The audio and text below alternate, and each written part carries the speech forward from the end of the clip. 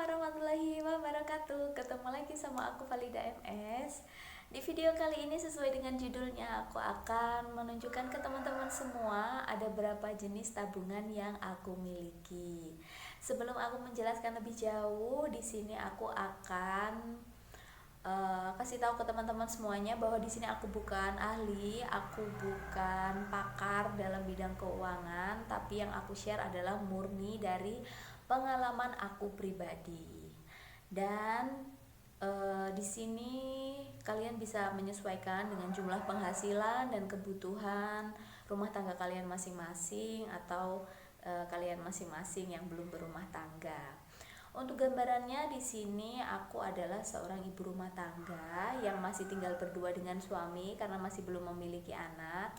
Tapi kondisinya saya sekarang sedang mengandung dan menanti anak pertama saya. Terus habis itu aku juga aku sih. Ya itulah, terus aku juga kadang masak, kadang enggak. Jadi bisa dikira-kira pengeluarannya kadang banyak, kadang sedikit setiap harinya karena kadang beli, kadang aku masak sendiri. Terus aku dan suami juga sedang tidak menyicil rumah atau kendaraan dan sebagainya. Terus penghasilan di sini berasal dari satu sumber, dari suami saja karena semenjak menikah aku udah nggak aku sudah tidak bekerja lagi. Nah, kurang lebih seperti itu kondisi aku dan keluargaku dan suami maksudnya. Silahkan disesuaikan dengan keadaan atau kondisi teman-teman masing-masing. Oke, tanpa berlama-lama lagi, langsung aja aku mau tunjukin tabungan aku yang pertama. Yang pertama adalah tabungan darurat. Apa itu tabungan darurat? Tentunya kalian sudah sering dengar bahwa setiap orang rasa-rasanya memiliki sebuah dana yang ia siapkan untuk menghadapi sesuatu yang tidak pasti di kemudian hari.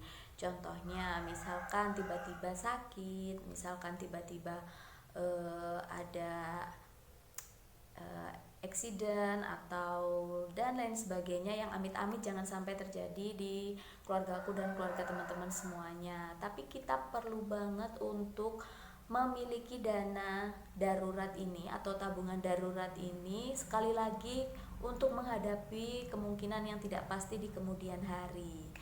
Nah, untuk dana darurat atau tabungan darurat ini aku menyarankan untuk setiap orang, setiap rumah tangga memilikinya karena memang dana ini betul-betul penting. Kalaupun memang untuk sesuatu yang tidak darurat, kita tuh nggak akan tahu yang terjadi di depan. Misalkan kita butuh sesuatu yang mendadak, meskipun tidak darurat sifatnya, kita bisa menggunakan uang itu untuk keperluan kita. Nah, di sini aku memutuskan untuk menggunakan ini tabungan Permatami untuk menyimpan dana darurat aku atau tabungan darurat aku. Karena dana darurat ini jumlahnya sedikit agak banyak daripada tabungan-tabungan yang lain, aku memutuskan untuk menyimpannya di bank karena mungkin aku ngerasa lebih aman aja. Jenis tabungan yang kedua adalah tabungan sinking funds.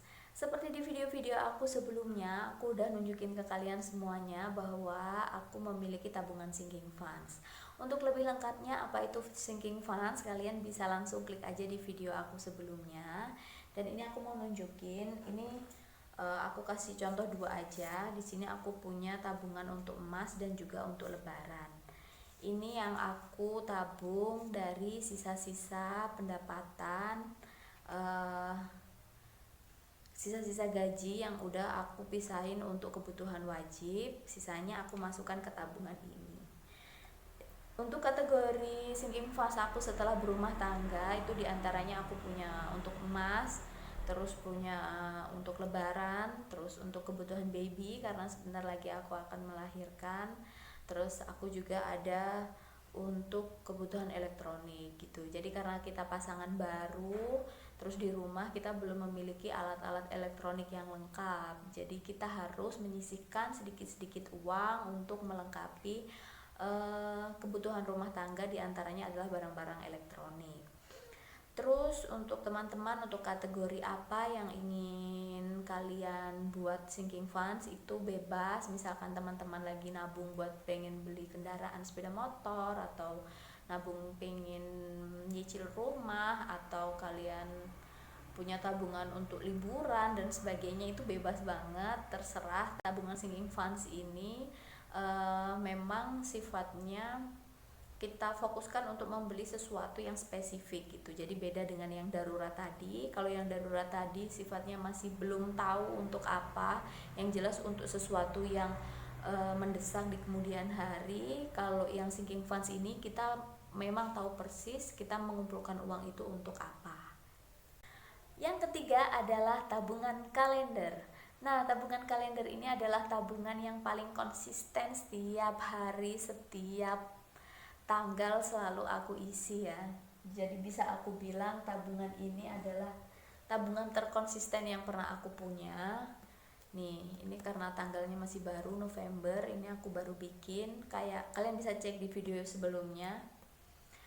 Nah, ini dialokasikan untuk apa? Kalian juga bisa cek di video sebelumnya. Yang jelas ini adalah dana yang aku persiapkan untuk biar bisa serasa punya gaji setiap bulan. Karena sesuai yang sudah aku jelaskan di video-video sebelumnya juga, bahwa penghasilan suamiku itu tidak sistemnya gaji ya.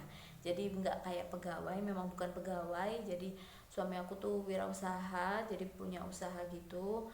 Penghasilannya tidak menentu, dan ini adalah cara aku mengatasi mengelola keuangan dengan uang yang tidak menentu setiap harinya, biar bisa tetap belanja bulanan dan ngerasain seperti orang gajian bisa belanja di awal bulan.